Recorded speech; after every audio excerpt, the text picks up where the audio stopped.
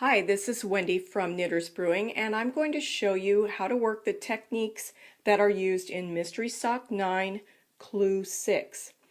In this clue, we're going to be adding a lot of stitches at the beginning, and then we're going to work our leg in a knitting direction that is perpendicular to how we've been doing it so far. And to get that started, we're going to do 2 setup rounds. And the first round is just knit, and the purpose of the first round is to establish the end of round point to be at the inside ankle. So for the left sock, you're going to just do 1 round of knitting, and your end of row will be at the inside ankle edge. For the right sock, and that's what I've got here, you're going to do 1.5 rounds of knitting, and then your end of round will be at the inside ankle edge. And I can sort of show you what I mean by that. Here's the heel. So if this was on your foot, this would be the inside of your leg. So you're now at the inside ankle edge. Now, set up round 2, you're going to do a lot of increases, and it's going to increase your stitch count by about 1/3. So after you finish working that round, you're going to have either 84, 96, or 108 stitches, depending on which size you're making. This is a medium, so I have 96 stitches on here. Now the next thing the pattern asks us to do is to add another 31 stitches using the knitted cast on technique. And I know you probably looked at this and thought, oh my gosh, I already have 96 on here, which is way more than I ever have, and now you want me to add another 31? Yes, I do. Yes, I do. So what we're going to do is the knitted cast on, and to do that you basically are just going to knit, but you're not going to ever slip a stitch off the left hand needle. So to do the knitted cast on, you insert the needle just like you do when you normally knit. You wrap the yarn around and pull the loop through just like when you normally knit.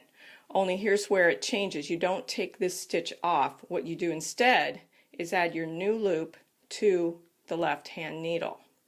So we've added 1 new stitch, and then you would tighten that down. Now we're going to do 30 more because we want to add 31 stitches. So you're going to insert, wrap it around, pull it through, and put it on. And I like to insert my needle for the next stitch before I tighten it down. It makes it a little easier. So you're just going to keep doing this until you've added 31 stitches to your sock, and I will come back at that point and show you what we're going to do next. I've finished casting on my 31 stitches. I put this marker in here. All the ones I added, the 31, are on this side, and these obviously are my original leg stitches.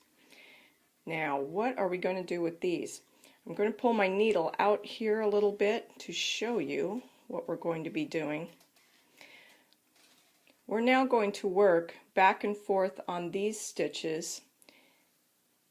Bending them up this way might help you visualize a little bit about how we're going to work back and forth on these and incorporate the stitches that are on our leg as we do that.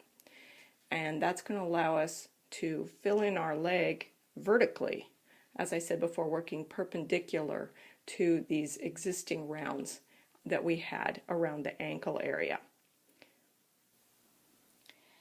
I'm working on the first band row here.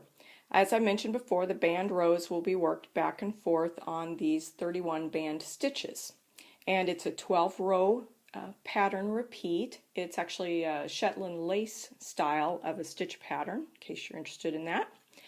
I have worked row 1 all the way to the end of the row where it says to slip, slip, knit, using the last band stitch, which is this one, and the adjacent stitch from setup round 2, and by that I mean this first stitch that's over here on the leg needle.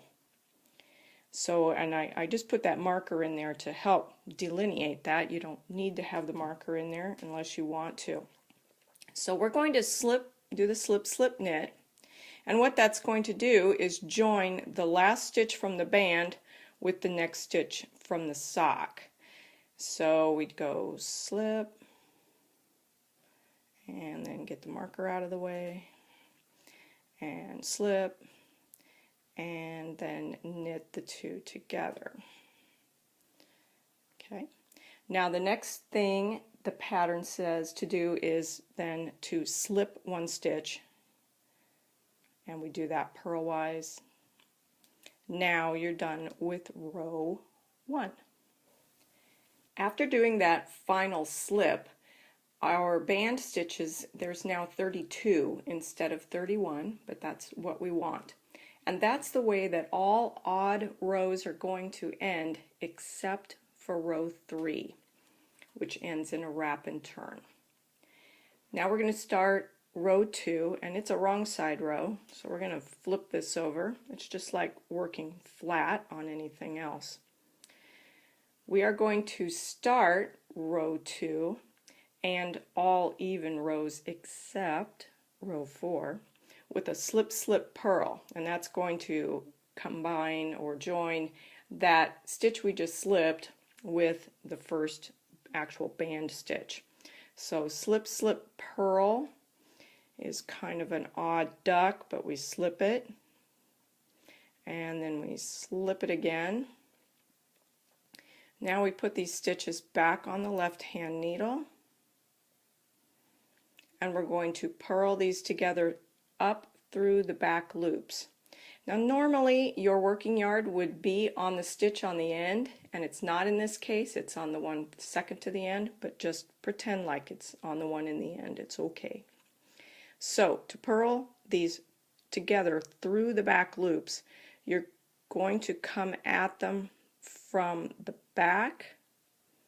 See if I can get this turned, and you're going to go up through the 2 loops, wrap it around, and then take the yarn back out through the back and slip those 2 off. And the reason that we do it that way is because on the right side, here's our slip slip knit from row 1, and here's our slip slip purl from row 2. So the slip slip purl looks like a slip slip knit when you flip it over to the right side. And then to finish out row 2 and all of the even numbered rows, we just go ahead and knit to the end. So you got to put your yarn over and then just knit on to the end. I'm going to go ahead and do a full 12 row repeat of this motif, and then I'll come back and show you what's going on. Here's a little status update. I have done one 12 row repeat plus repeated row 1 again, and now I can show you what's happening here. So as we do the band rows back and forth, we have been incorporating stitches from the top of the sock needle, and so there's this nice tidy row of slip slip knits and slip slip purls where the stitch from the band gets knit together with the stitch from the sock. So what we're going to do at this point is just keep going with the 12 row repeats all the way around the sock until you get back to the end and there's no more stitches to incorporate. So you just keep doing these 12 row repeats, and you want to end on a wrong side row. It doesn't matter which wrong side row, but you'll end on a wrong side row. And when we get to that point, I will come back and show you how we're going to join these 2 vertical edges together.